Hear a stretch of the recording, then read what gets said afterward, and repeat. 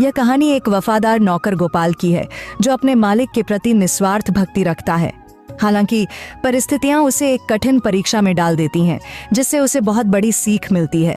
एक छोटे से गांव में सुरेश नाम का लड़का रहता था। बचपन में ही उसने अपने माता पिता को खो दिया। उसके पास न कोई सहारा था, न ही उसके पिता की कोई जमीन।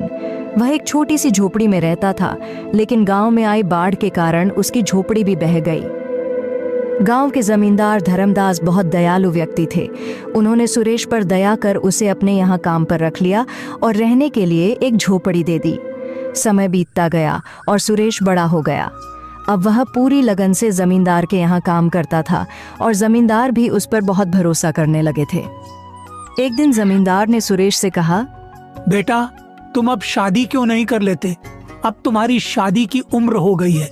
तुम्हारी पत्नी आएगी तो तुम्हारे कई कामों में हाथ बौंटाएगी। मैं चाहता हूँ कि मेरे जीते जी तुम्हारी शादी हो जाती। क्या जाने कब भगवान का बुलावा आ जाए।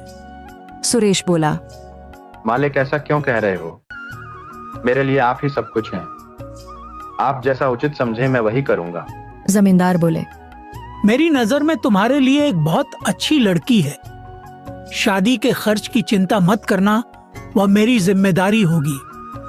सुरेश झिझकते हुए बोला, जो भी आपका निर्णय होगा वह मेरे भले के लिए ही होगा। आप मेरे पिता समान हैं। धर्मदास का बेटा विक्रम यह सब सुन लेता है और गुस्से में अपने पिता के पास आता है। पिताजी, ये आप क्या कर रहे हैं? सुरेश हमारा नौकर है और आप उसकी शादी का खर्च क्यों उठा रहे हैं? धर्मदास ने सख्ती से जवाब दिया, वह मेरा नौकर नहीं, बेटे जैसा है। विक्रम चिढ़कर बोला, आप मेरे पिताजी हैं या उसके? धर्मदास नाराज होकर बोले, जब मैं बीमार था तब कहाँ गया था तुम्हारा अपनापन? तब सुरेश ने मेरी कितनी सेवा की थी। वह दिन रात मेरी देखभाल करता था और तुम अपने शौक में मस्त रहते थे। तुम मुझे मत सिखाओ कि कौन अपना है और कौन पराया। विक्रम और भी गुस्से में आ गया। उसने सोचा कि उसे सुरेश को रास्ते से हटाना होगा। विक्रम नशे और जुए की लत में डूबा हुआ था।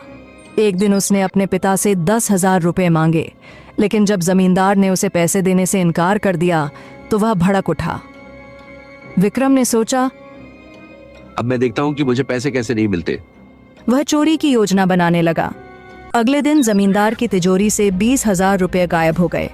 पूरे घर में हड़कंप मच गया। विक्रम मौके का फायदा उठाकर बोला, पिताजी, चोर और कौन हो सकता है? सुरेश ही होगा। सुरेश हैरान रह गया। उसने सफाई दी, मालिक, मैं ऐसा नहीं कर सकता। आप पर मेरा पूरा जीवन समर्पित